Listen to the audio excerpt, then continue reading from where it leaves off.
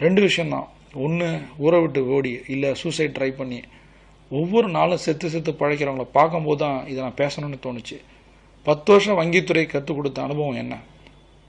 25,000 பணத்துக்காக என் பொண்ணு கல்யாணம் இருக்குதுன்னு சொல்லி காலில் விழுந்தவங்களை எனக்கு தெரியும். அதே சமயம் இன்னொரு விதம் யோசிச்சு பாருங்கள். மால்லையும் பப்புலையும் ஒரு ஃப்ரெண்ட்ஸுக்காகவோ ரிலேட்டிவ்ஸ்க்காகவோ ஒரு கெட் டுகெதருக்காகவோ ஒரு 25,000 செலவு பண்ணுறவங்க இருக்காங்களா இதே ஊரில்? 25,000 எப்படி ஒரு பொண்ணோட வாழ்க்கையை மாற்றுது. ஆனால் 25,000 ஒரு என்ன சொல்கிற என்டர்டெயின்மெண்ட் டூலாக மாறுது அந்த பணம். நம்மள்ட்ட என்ன தப்பு இருக்குது? பணம் ஏன் நமக்கு வரல? பணத்தை ஏன் சம்பாதிக்க தெரில? சம்பாரித்த பணத்தை ஏன் நிர்வகிக்க தெரில?